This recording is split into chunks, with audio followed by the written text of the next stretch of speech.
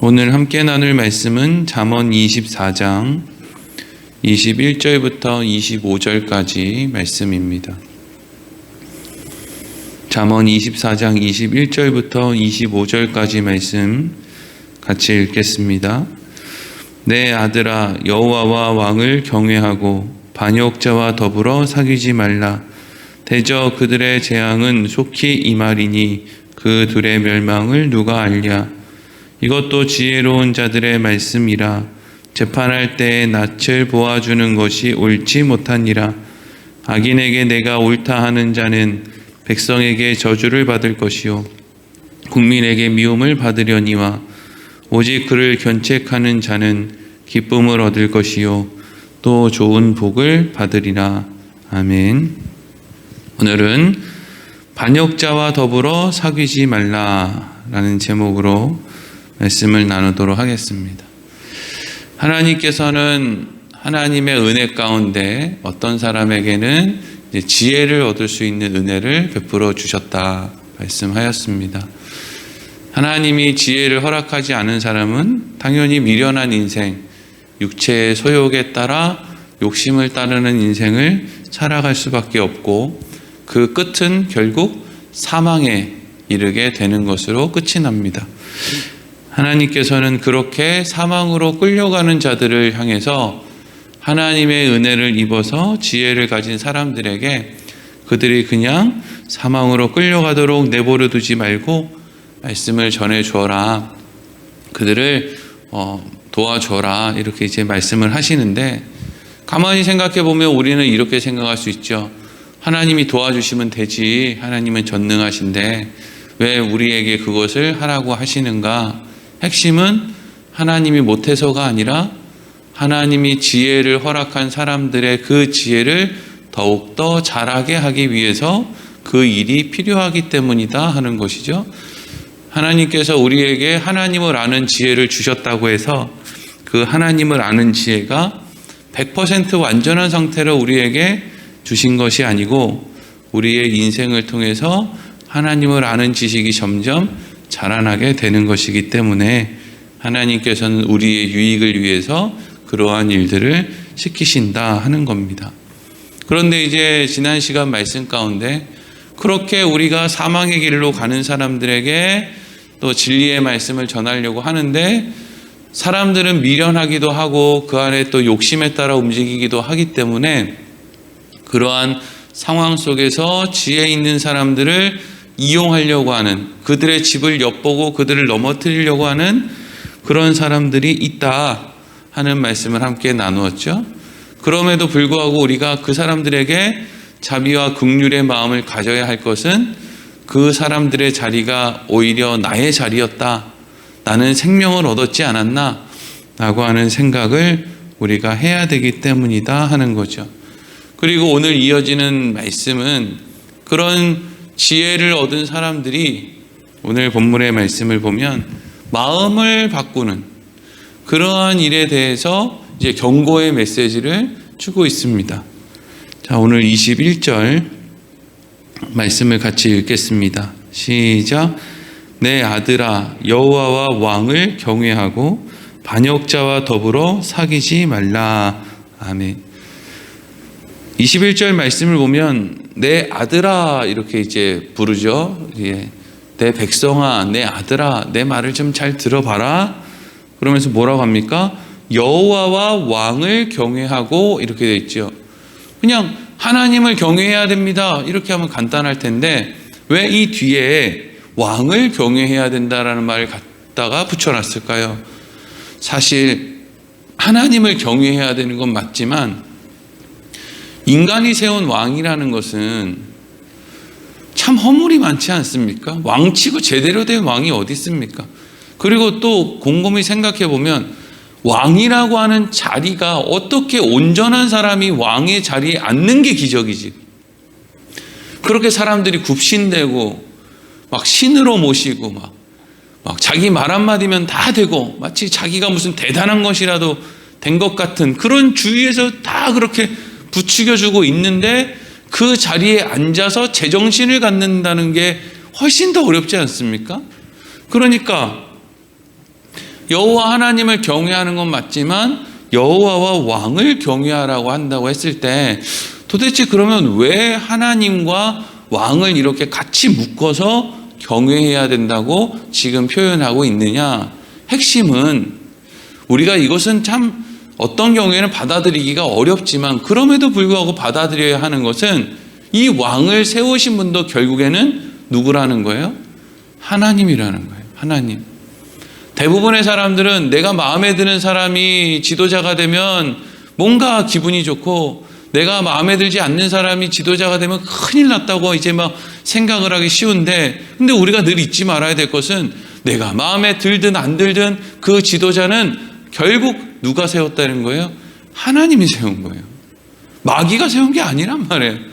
마귀가 세웠겠습니까? 마귀가 뭐 그렇게 힘이 세요? 아니에요. 하나님이죠. 하나님이 다 하시는 거예요. 근데 왜 우리는 어떤 때는 그게 기분이 좋고 어떤 때는 못마땅하고 그래요? 우리는 어리석어서 그래요. 하나님은 지혜로워서 그렇고요. 왜 못마땅한 왕이 세워지고 오늘날로 따지면 왜 내가 못마땅한 대통령이 세워지는지 아십니까? 그게 딱 국민들의 수준이기 때문에 그렇습니다. 국회의원 욕할 거 없어요. 그게 딱 국민들의 수준입니다. 구의원, 시의원, 뭐 군수, 이장 할 것 없이 이상한 사람이 세워졌다고 욕을 할 게 없습니다. 누가 뽑아요? 그 어디 뭐 달나라에 사는 사람들이 와서 뽑습니까? 대한민국 국민이 뽑아요. 그러면 그 사람들이 결국 뭐예요? 딱 우리의 수준인 거예요. 우리의 수준이 지금 욕을 하고 있는 그 지도자가 딱 우리의 수준이라는 거예요. 그러니까 하나님이 그걸 가르쳐 주시는 거죠. 이게 너희의 수준이다.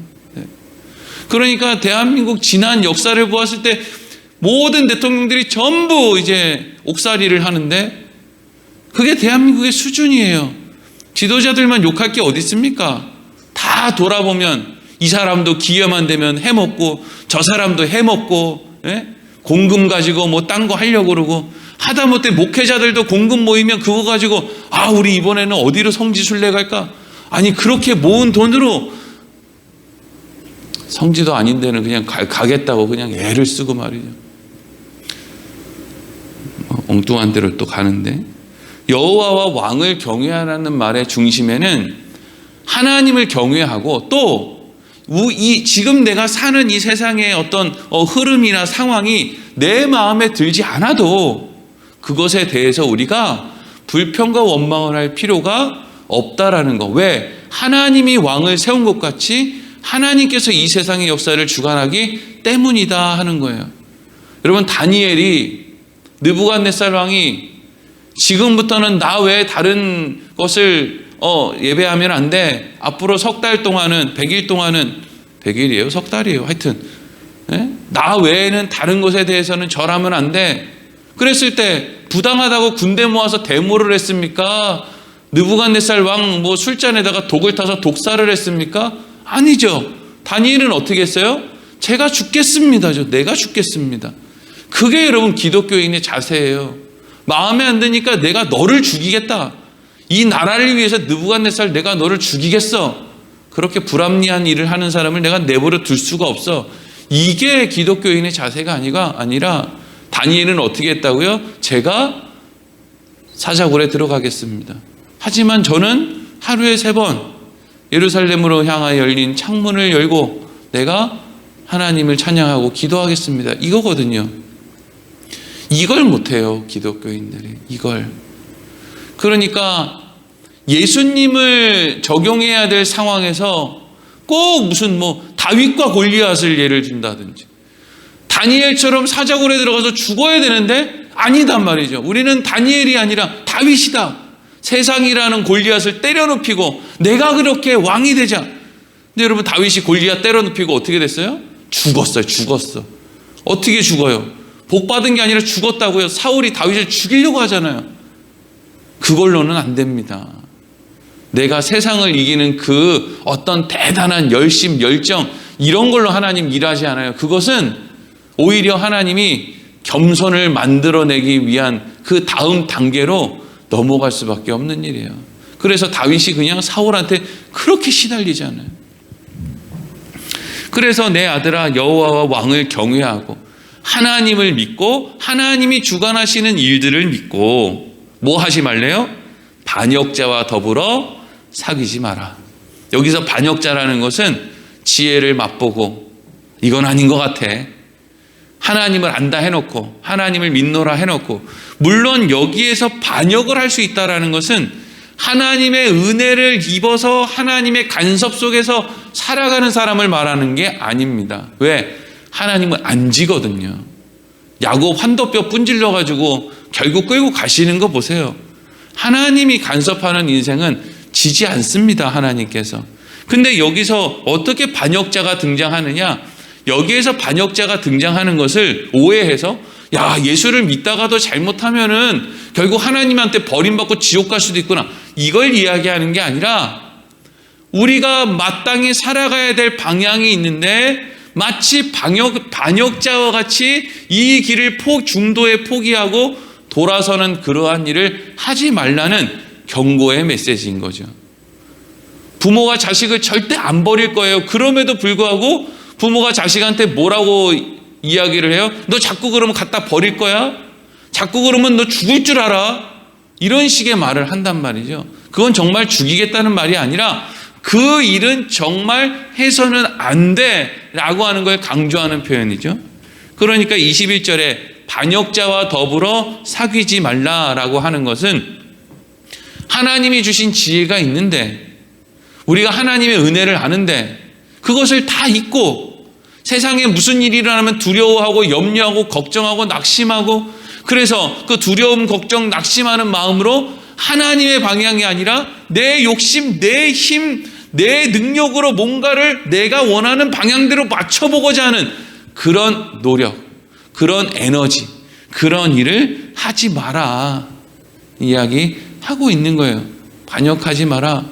누군가가 지혜 있는 자를 속여서 자기의 욕심을 채우려고 어떤 사람들이 접근을 하면 이런 이거 말이야, 하나님 말씀대로 사니까 맨날 속아 넘어가고 말이야, 맨날 손해나 보고 말이야, 나 이제 그렇게는 안 살 거야, 나도 이제 손해 안 보고 살 거야 라고 하는 그 마음을 먹으려고 한다면 그렇게 하지 말아라. 그거 좋은 거 하나도 아니다 하는 거죠.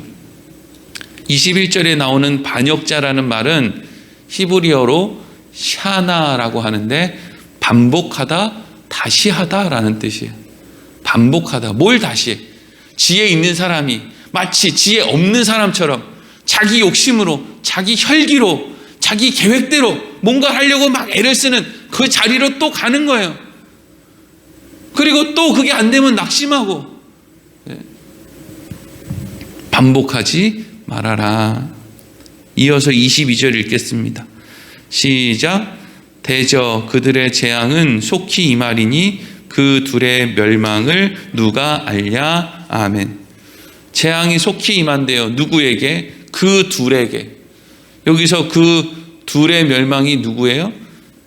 앞서서 언급됐던 지혜로운 사람들을 이용해서 자기의 욕심을 채우려고 하는 사람, 그리고 또 한 무리는 지혜로운 사람이었는데 그 사람들에게 한 번, 두 번 다 이용당하고 화가 나서 자기도 그만 지혜자의 자리를 떠나서 뭔가 세상의 지혜를 가지고 일을 해보려고 하는 그런 사람, 애초부터 미련했던 사람, 그래서 애초부터 그 미련했던 마음으로 지혜로운 사람을 이용하려고 했던 사람도, 그리고 지혜로웠는데 그 사람들의 영향을 받아서 에란 모르겠다, 나도 이제 그러면 내가 세상의 방법대로 내 방법대로 하겠다라고 해서 다시 또 미련한 사람이 된 이 둘 어떻게 된다고요?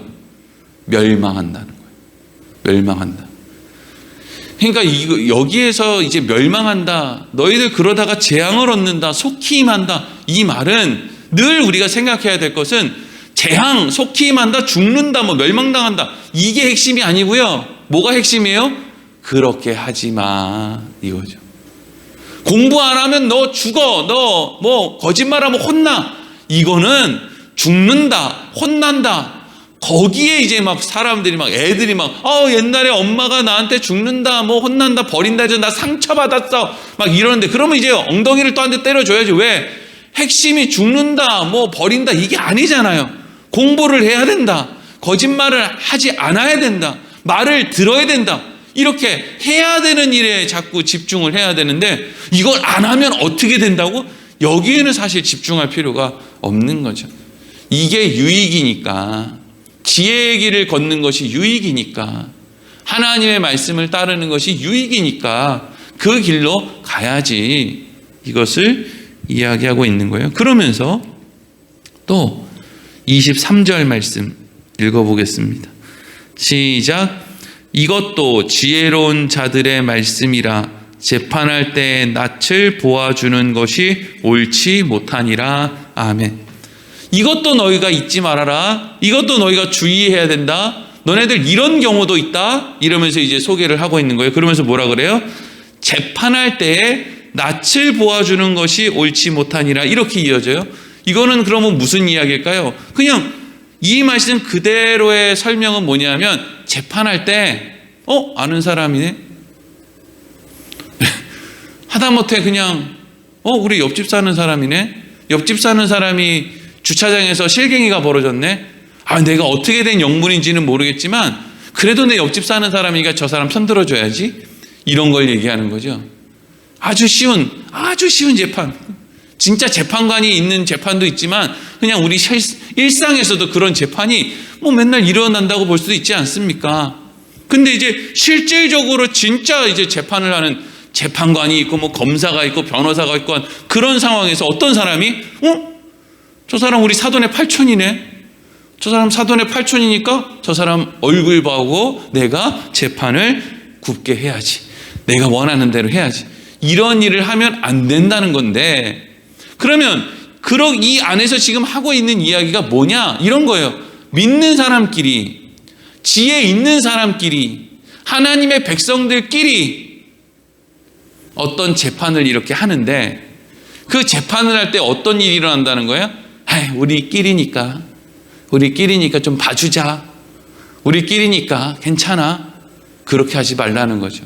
이게 쉬운 예로 어떤 예가 있냐면, 이제 어떤 교회에서 목사가 이제 사고를 치고 장로들이 뭘 사고를 치고, 대부분 교회 사고는 목사 아니면 장로 아닙니까? 아니면 둘이 힘을 모아서 같이 사고를 치고 돈 문제 아니면 여자 문제 아니면 또 무슨 다툼의 문제 이런 여러 가지 문제들이 이제 일어난단 말이죠. 그러면 교회에서 꼭 뒤따라오는 얘기가 뭐냐 하면, 세상에 덕이 안 되니까 이거 그냥 조용히 처리하자, 이런단 말이죠. 이게 여러분 맞는 얘기예요? 세상에 덕이 안 되니까 목사가 바람이 나고 무슨 교회 안에서 성추행을 하는데도 그냥 조용히 묻어두자. 그리고 우리 목사님 그냥 이번에 잘못했다고 하니까 이거 들춰내봐야 이거 덕이 안 되잖아. 그러니까 우리가 그냥 그대로 그냥 조용히 묻어두자. 여러분, 이 세상의 역사가, 복음의 전도가 인간이 만들어낸 덕으로 되는 겁니까? 인간의 선행으로 전도가 돼요? 인간의 선행으로 전도가 되면 지금 서울에서 지금 몇십 년째 노숙자들한테 밥 퍼주는 그 목사님은 지금 왜 쫓겨날 위기에 있습니까? 그 동네 사는 사람들이 집값 떨어진다고 그 혐오시설이라고 나가라고 난리래잖아요. 그 길거리 노숙인들한테 밥 나눠주는 그 모습을 보고 자녀들한테 교육이 안 된다고 그거 혐오시설이라고 나가라고 한다는 거예요. 아시죠, 여러분? 못 보셨어요? 뉴스 기사? 참 이게 여러분, 세상은 기독교인들이 만들어낸 선행으로 예수를 믿지 않습니다. 하나님이 주관하시는 성령의 역사로 예수를 믿는 것이지, 아무리 대단한 선행을 우리가 받아도, 누가 그냥 우리한테 집을 한 채씩 사줘도 2000년 전에 베들레헴에서 태어난 그 예수가 2000년이 지난 오늘날 나의 죄를 위해서 십자가에 죽었다, 이걸 아무나 믿을 수가 없어요. 이걸 어떻게 믿습니까? 성령이 아니고서 이걸 믿습니까? 대도 안 한 얘기하지 말라고. 내가 집 사주고 밥 사주고 차 사주고 한 건 고마운데 이게 말이 되는 얘기를 해야지 내가 그걸 믿는 거지. 그걸 어떻게 믿어? 이거지. 그러니까 여러분, 교회에서 문제가 생기면 지혜로운 사람들의 모임 가운데 어떤 사람이 지혜롭지 못한 모습을 보이면, 너 그거 지혜롭지 못한 행동이야, 그렇게 하면 안 돼, 너는 이 일에 대해서 이렇게 책임을 져야 돼, 이리로 가야지, 그래야 지혜로운 사람들의 지혜가 유지가 되는 거지. 아이고 이거 드러났다가는 세상 사람들이 이거 욕해가지고 덕이 안 되겠네. 그러니까 쉬쉬하자. 낯을 보고 덮어주자. 우리끼리 그렇게 해주자. 이러는 거예요. 구약시대, 아니 뭐 구약시대가 아니라 신약시대, 예수님 시대도 마찬가지죠. 유대인들은요, 이방인들이 하는 말을 증인으로 증거로 채택하지 않았어요. 웃기지 않습니까? 그래 놓고 자기들끼리 거짓 증거하고, 누가 거짓 증거하는지 다 알아요. 같은 유대인들끼리 이 사람이 이방인들 등쳐먹으려고 거짓 증거하는 거 다 안단 말이에요. 근데 하나님의 백성이라고, 유대인이라고, 그래서 우리들끼리 지혜로운 사람이니까 우리들끼리의 말만 증거로 삼는다고 해놓고 끼리끼리 이방인들 등쳐먹는 그런 말도 안 되는 일을 하는 거예요. 그러니까 지금 오늘 말씀이 어떤 이야기 하는 거예요? 반역자들과 사귀지 말라. 지혜 있는 자가 지혜 없는 사람과 같이 행동하는 거, 그걸 보면 너 그렇게 행하면 안 돼. 나는 그렇게 행하지 않을 거야. 라는 것을 알려줘야 된다는 거예요. 무슨 눈 가리고 아웅하듯이 우리끼리 이렇게 문제를 조금 처리하고 사람들은 모르게 하자. 이런 식으로 하는 것이 하나님의 뜻이 아니라는 거죠. 왜? 24, 25절 보세요. 읽겠습니다. 시작. 악인에게 내가 옳다 하는 자는 백성에게 저주를 받을 것이요 국민에게 미움을 받으려니와 오직 그를 견책하는 자는 기쁨을 얻을 것이요 또 좋은 복을 받으리라. 아멘. 악인에게, 지혜 있는 사람이었는데 그 사람이 뭔가 잘못을 해서 미련한 사람처럼 또 행동을 하는 거예요. 그게 악인이죠. 그 사람에게 그래도 너는 유대인이니까, 그래도 당신 기독교인이니까, 그래도 당신 목사님이었으니까, 그러니까 우리가 당신 오라요. 쉬쉬하고 이렇게 하는 거, 결국에는 들통나서 어떻게 된다는 거예요? 백성에게 저주를 받을 것이요. 이 말은요, 앞에 있는 하나님 여호와와 왕을 경외하며 라고 하는 말과 같이 백성에게 저주를 받고 국민에게 미움을 받는다는 것은 그 백성과 그 국민을 세우신 하나님으로부터 저주와 미움을 받는다는 것을 또 의미하는 거죠. 그러니까 악인에게 옳다고 하지 말고 옳은 건 옳다, 그런 건 그러다 분명히 이야기할 수를 있어야 되는 것이고, 이 안에 옳은 건 옳고 그런 건 그러다라는 걸 이야기하는 그 안에 자기 생각을 집어넣어서 어떤 수준에는 조금 더 조금 옳은 걸 강조하고 어떤 수준에는 조금 더 이제 요거는 좀 더 감춰주고 이런 식으로 하지 말라는 거예요. 오직 그를 견책하는 자는 기쁨을 얻을 것이요 또 좋은 복을 받으리라. 25절 말씀이 뭘 이야기하는 거예요? 그러니까 상대방이 하는 행동에 대해서 그렇게 견책하는 거, 그 행동을 통해서 바른 지혜의 길을 걸으려고 하는 그 사람은 결국 기쁨을 얻을 것이고 또 복을 받을 것이다 라는 말씀이 기록되어 있는 것이죠. 우리가 참 어리석고 연약한 것은 하나님을 안다고 하고 예수를 믿는다고 해도 우리 안에는 전부 우리 생각들이 많이 있어가지고요. 어떤 경우에는 좀 봐주기도 하고 어떤 경우에는 또 너무 민감하게 또 그렇게 하기도 하고 다 자기 주관 자기 생각대로 사는 거예요. 기독교인들도 마찬가지고 교회 공동체도 마찬가지고 다 그런 거예요. 그러니까 하나님께서는 어떻게 하라는 거예요? 그렇게 하지 마라. 그렇게 하지 말고 지혜를 따라 행하고, 세상에 영향력 있는 사람이 교회 왔다고 너무 또 대단한 것처럼 여기지도 말고, 힘없는 사람이 왔다고 너무 깔보고 무시하지 말고 지혜를 따라 행하며 세상과는 좀 다른 지혜의 길을 걷는 사람들의 모습으로 살으라는 이야기죠. 자기 모습을 돌아보고 점검하고 다른 사람을 견책하는 마음으로 자기 자신을 돌아보고 살으라는 것이죠. 오늘 말씀을 마치도록 하겠습니다. 기도하겠습니다.